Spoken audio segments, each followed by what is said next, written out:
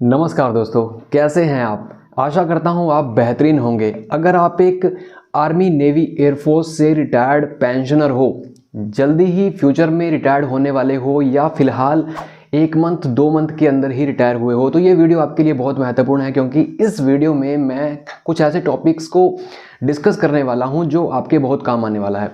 दोस्तों, मान लो आप लास्ट मंथ ही रिटायर हुए हैं, तो अभी आपका टाइम कैसा चल रहा होगा। आप रिलैक्स घर पे बैठे होंगे। तो दोस्तों, ये टाइम घर पे बैठने का नहीं है। आपको कुछ एक ज़रूरी काम करने होते हैं जो कि आपके बहुत ही ज़रूरी है करना आपको। जैसे सबसे पहले, अगर आप रिटायर हो गए तो आपका जो आईडी कार्ड है वो आपका डिस्ट्रॉय हो गया होगा। तो दोस्तों, आपको एक नया आई कार्ड बनवाने की ज़रूरत है। इसके लिए आपको आपके जिला सैनिक बोर्ड में जाना पड़ेगा। नेक्स्ट, आपकी मेडिकल फैसिलिटी अब एमएच से नहीं होती है। इसके लिए आपको ECHS जो पॉलीक्लिनिक होते हैं वहाँ पे जाकर अपने आप को रजिस्टर करवाना होता है। उसके बाद आपको आपकी अब पेमेंट तो आती नहीं है, तो आपकी पेंशन आएगी। तो पेंशन आपने अगर आपके प्रीवियस बैंक में आ रही है तो एक अलग बात है, या आपने अपना बैंक चेंज किया है तो दोस्तों वो आपको अब अपना जो आपका नॉर्मल अकाउंट है उससे DSP अकाउंट में अपने आप को अपग्रेड करवाना पड़ेगा। नेक्स्ट, स्टेशन हेडक्वार्टर में क्या आप वहाँ पे गए। उसके बाद एक AWPO नाम की संस्था होती है, क्या उसके ऑफिस में आप गए। तो ये सब सारी चीज़ें हम स्टेप बाय स्टेप डिस्कस करेंगे कि आपको सबसे पहले क्या करना है, कैसे कौन कौन से डॉक्यूमेंट अपने साथ रखने हैं और कैसे कैसे क्या क्या लेके जाना है। तो सबसे इम्पॉर्टेंट, आपके सब चीज़ों की जो स्टार्टिंग होती है वो होती है जिला सैनिक बोर्ड से। दोस्तों, जैसे ही आप घर आते हो 1 या 2 दिन के बाद आप जिला सैनिक बोर्ड में एक विजिट करिए। वहाँ जाने से पहले एक इम्पॉर्टेंट चीज़ करिए दोस्तों। सबसे पहले डिस्चार्ज बुक, जिसके सभी पन्नों की फ़ोटोकॉपी आपने करवा लेनी है और साथ में उसका ओरिजिनल कॉपी जो है वो भी साथ में रखना है। उसके बाद आधार कार्ड, पैन कार्ड, ये तो आप कहीं भी जाओ, आप किसी नई जॉब के लिए अप्लाई करते हो या आप किसी भी ऑफिस में जाते हो तो आपने ये अपने साथ में रखना ही रखना है। तो सबसे पहले आपका डिस्चार्ज बुक, उसके बाद आपकी जो PPO है, आपका ओरिजिनल PPO और उसकी फोटोस्टेट, पैन कार्ड, आधार कार्ड, आपका जो बैंक जिसमें आपकी पेंशन आएगी, PPO में आपके मेंशन है, वो ही अकाउंट आपने उसकी एक कैंसिल चेकबुक रखिए या तो जो पासबुक है वो रख लीजिए और उन सब की फोटोस्टेट करके एक सेट बना लीजिए, जिसके आप 2-3 कॉपी करके अपने साथ में रख सकते हैं, क्योंकि जहाँ जहाँ भी आप जाओगे वहाँ पे आपको उसकी ज़रूरत पड़ने वाली है। तो दोस्तों, जो डॉक्यूमेंट्स मैंने आपको स्क्रीन पर दिखाए हैं उनके साथ में आपने कुछ फ़ोटोज़, जो लेटेस्ट फ़ोटोज़ आपके सिविल ड्रेस में होंगे आपके और आपकी डिपेंडेंट के, वो भी आपने अपने साथ में रख लेने हैं। और जैसे ही आप जाते हैं तो जाने से पहले आपको किसी नज़दीकी CSC सेंटर से, या तो अगर आप खुद अवेयर हैं तो अपने कंप्यूटर से भी आप क्या कर सकते हैं, जो जिला सैनिक बोर्ड की साइट है उसका डिस्क्रिप्शन में मैं लिंक दे दूँगा, वहाँ से आप डायरेक्टली क्लिक करके वहाँ पर पहुँच सकते हैं। और जो फॉर्म है वो फॉर्म की कॉपी भी मैं आपको दिखा देता हूँ। इस टाइप की आप स्क्रीन पर देख सकते हैं। इस टाइप की वो जो ऑनलाइन आप रजिस्ट्रेशन करेंगे उसका प्रिंट लेके आपको वहां पे जाना होता है। तो अगर आपने ये नहीं किया तो वहां जाकर आपको चक्कर काटने पड़ेंगे। वहां जाकर आपको वहां के नज़दीक या कहीं दूर अगर फोटोस्टेट वाली आपको दुकान नहीं मिलेगी, या आपको कहीं पे CSC सेंटर या कोई ऑनलाइन पॉइंट नहीं मिलेगा जहां से आपको कराना है, तो ये सब करा के ही आप वहां पे जाएंगे। ईजिली आप वहां जाके आपका जो सैनिक ID कार्ड मैं आपको स्क्रीन पे दिखाता हूँ, इस टाइप का जो दिखता है, ये आपका वहां से बन जाएगा। वो लोग उसे वेरीफाई करेंगे, क्योंकि सबसे पहले एक बात और ध्यान रखिए, आपके पूरे डॉक्यूमेंट आपका जो रिकॉर्ड के डॉक्यूमेंट से मिलने चाहिए। मतलब आपके जो डिस्चार्ज बुक है उसका जो डाटा है वो आपके Aadhaar card, PAN card, voter card और जो भी आपके सिविल डॉक्यूमेंट है सब में लगभग सेम होना चाहिए। नाम, date of birth, father name, mother name, ये सब चीज़ें आपकी वहाँ पे स्पाउस और आपके बच्चों के नाम सब चीज़ वो आपकी सही होनी चाहिए। और इसके साथ ही अगर आपने अपना ID कार्ड बना लिया है और आप अपनी फैमिली का या किसी डिपेंडेंट का भी ID कार्ड बनाना चाहते हैं तो भी आपको वहीं पे जाना होगा।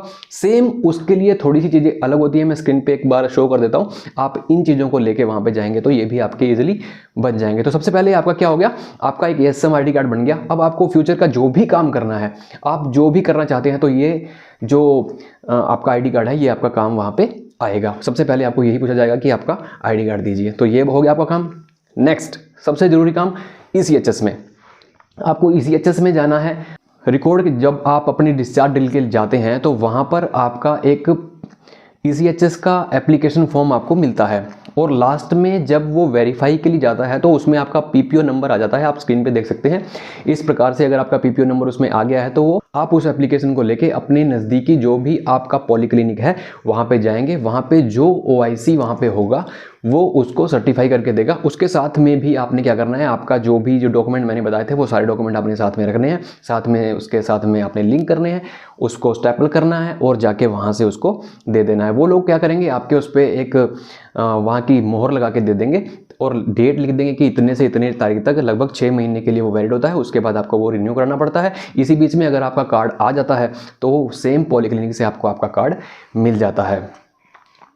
जैसे ही आप वहाँ गए, वहाँ से आपने अपना जो एप्लीकेशन फॉर्म है वो एक्टिवेट करवा लिया। उसके बाद आपने क्या करना है, वहीं से एक और ज़रूरी काम करना है। आपके एरिया के जो भी एम्पैनल्ड हॉस्पिटल्स हैं उनकी लिस्ट उनसे ले लेनी है, या वहाँ पे बहुत सारे बोर्ड वगैरह लगे होते हैं, वो सब आप वहाँ से ले सकते हैं। और अगर कोई इनकेस इमरजेंसी होती है तो आपने क्या करना है, कौन से हॉस्पिटल में जाना है, तो वहाँ की कार्रवाई क्या है, वो सब वहाँ से पता करके आनी है। क्योंकि सबसे पहले आपको रेफरल चाहिए होता है, रेफरल लेके ही आप एम्पैनल्ड हॉस्पिटल में जा सकते हैं।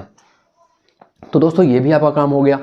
अभी नेक्स्ट इम्पॉर्टेंट वर्क जो है वो है आपका, अगर आपने अपना CSD कार्ड नहीं बनाया है दोस्तों, अगर आपने CSD कार्ड नहीं बनाया है तो CSD कार्ड के लिए आपको स्टेशन हेडक्वार्टर जाना पड़ेगा, वहाँ से आपको फॉर्म भरना पड़ेगा और वहाँ से ही आप अपना ये काम कर सकते हैं। तो आपका स्टेशन हेडक्वार्टर का भी हो गया। नेक्स्ट बात करते हैं AWP होगी, तो वहाँ पे विज़िट करिए एक बार जाकर। वहाँ जाकर आपका जो रजिस्ट्रेशन नंबर है उससे पता करिए कि आपका जो रजिस्ट्रेशन नंबर है वो सही है, आपका फ़ोन नंबर वगैरह सब सही है। तो वहाँ से आपको कॉल आने शुरू हो जाएंगे और जल्दी ही आपको आपकी मनपसंद कोई भी जॉब मिल जाएगी। सबसे ज़रूरी दोस्तों, अब सबसे ज़रूरी बात जो बच गया है वो है हमारा बैंक, जिस बैंक में आपकी पेंशन आएगी। अगर आपकी पेंशन आ चुकी है तो बहुत अच्छी बात है, अगर नहीं आई है तो पहले क्या होता था, आपको बैंक में जाके उसको सर्टिफाई करा के स्टेशन हेडक्वार्टर से या उसको सोल्जर बोर्ड से जाकर मोहर लगा के आना पड़ता था। दोस्तों आजकल ऐसा सिस्टम कुछ नहीं है।